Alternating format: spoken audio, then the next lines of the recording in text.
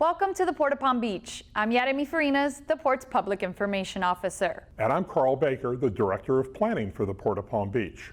Normally, we would be giving you a port presentation in person, but due to the COVID-19 pandemic, we're going to give you a virtual presentation. So what we're going to do today is we're going to show you a short PowerPoint and video presentation, and when it's all over, we're going to have a live question and answer session.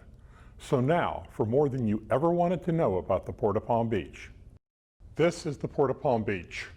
The port is mostly in the foreground. To your right, up by the ocean, is the town of Palm Beach, and to the left of that is Singer Island. The big island in the middle is Peanut Island, which the port owns, and the county uses as a park, and there's some other functions that go on there. So, what can we talk about today? Well, there's the obvious stuff. There's the Port of Palm Beach. There's the maritime industry. Or there's all this other stuff. But you know, we're not going to talk about any of that right now. Today, we're going to talk about French fries. So, this is where you probably get your McDonald's French fries. This is a place that looks similar to this. When I was little, that was what my McDonald's looked like. So the question is not how do we get our French fries, but how does McDonald's get their French fries? If you look on the McDonald's website, they'll show you that a lot of their French fries are grown up in Washington State. Now, of course, you don't grow French fries, you grow potatoes. And then those potatoes are harvested and they're sent down to Boise, Idaho, where they're turned into French fries. Then they're put into large freezer trucks, shipped across the United States, come all the way down to a cold storage facility somewhere in South Florida, and bang, there's your order. So let's do this a little differently. Let's pretend that you're not here, you're not where you are, but instead, you're right there. And somebody asks you that magical question, do you want fries with that? How do those French fries get there? Well, those French fries don't come from Washington State, which would be the logical place for that to happen. Instead, those French fries are grown as potatoes up in Western Canada. So the potatoes are picked, they're turned into French fries, they're frozen, they're transported across the top of Canada, and they go to the lovely port of Halifax, Nova Scotia in Canada. And you can see on the dock, there's actual tropical refrigerated containers. Those containers are put on a ship that comes down to the Port of Palm Beach every other week, where those containers that have the frozen French fries are unloaded, sorted at the port, and then a day or two later, they're loaded on other ships and sent back out into the Caribbean. And there goes that ship with a couple of stops along the way. There's the ship sitting in the harbor, and there's your French fries. The Port of Palm Beach, for as small as it is, has some rather impressive numbers. Last year, the port moved almost 300,000 containers back and forth in and out of the port. That makes us the fourth busiest container port in all of Florida. So you've got a container port up in Jacksonville, it's number one, Port of Miami, Port Everglades, and then our port. But then you take all the rest of the ports in Florida, and there's 14 of them. You take Port Canaveral, you take Manatee, you take Port Tampa, Pensacola, Panama City, Port St. Joe. We do more containers in a year than all of those other guys put together, which makes us the 18th busiest container port in the entire United States. We're also one of the smallest container ports in the United States because we're only 165 acres in size. But through that 165 acres, we move over $5.3 billion worth of goods. So where does it all go? It goes to the island nations in the Caribbean. Our main product that we export out of the port is food. Last year, the port exported almost $1.5 billion worth of food.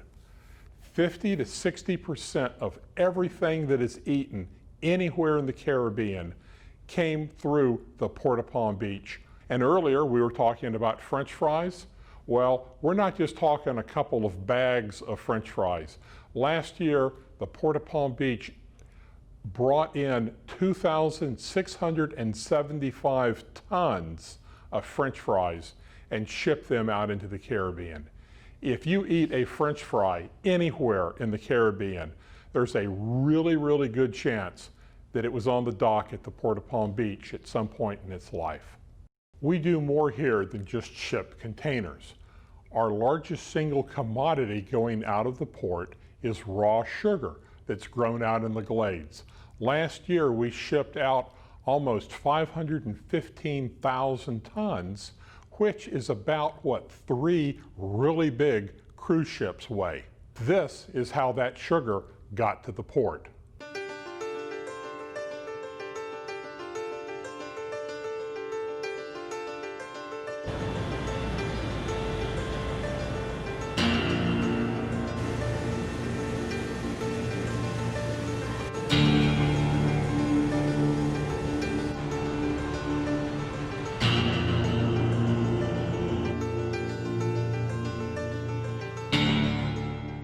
It's brought into the port where it's loaded into barges and then shipped off to predominantly New York, where it's refined and comes back to you in those little packages. Another commodity we get here is liquid asphalt. This is where your roads like I-95 are coming from. A majority of the liquid asphalt is imported from Venezuela. When it arrives at the port, it's stored in these silver tanks at about 310 degrees Fahrenheit. The asphalt is then tested in a lab located in the asphalt terminal. Then the construction companies come in, pick up the liquid asphalt, which is a black goo at that point, and then they mix it with rocks, sand, polymer, and other particles. Then it's spread onto our roads. A large portion of the asphalt moving through the port is used in Florida Department of Transportation projects. A lot of other things going on here. There's a lot of trucks coming through the gate. We're open 24 hours a day, 7 days a week, 365 days a year. The only time we shut down is when there's a hurricane 36 hours away from the port. Other than that, we're open. In the last 30 years, the port has only been shut down for approximately 6.5 days. Other than that, we're here, business is happening. We do a lot of other special projects. This is a 450-ton transformer that's being unloaded off of a ship into a deep draft rail car that will be hauled out of here and plugged into some power substation for Florida Power and Light. So when you go home tonight and the air conditioning is running and you flip the switch and the lights are on and you turn on your Xbox, think about us because we helped make that possible. Lots of other odds and ends. Here's a seaplane. This was flown in, landed in the channel at 7:30 on a Sunday morning. It taxied over to the port. They picked it up, stuck it on the ship, and it sailed that afternoon and it went off to Australia. We have 2 cruise ships here, the Grand Celebration and the Grand Classica. Both are operated by Bahama Paradise Cruise Line. Unfortunately, neither one of these cruise ships are sailing right now because of the COVID-19 outbreak. The cruise line plans to resume operations in late July with new safety measures, but of course that could change. Before COVID-19, passengers were taking 2-day cruises to Grand Bahama Island and Nassau. On a normal year, we would see about 462,000 cruise passengers traveling through the port. One last interesting slide. You see all of the green lines. These are the trade routes for all of the ships going back and forth from here to there.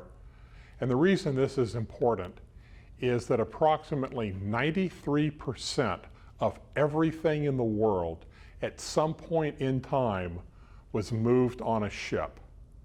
Your iPhone may have gotten here on a 747 cargo airplane out of China, but at some point in its life, somebody dug iron ore out of the ground in Africa and put it on a ship to take it to China so Foxconn could melt it down and make chips to put your phone together.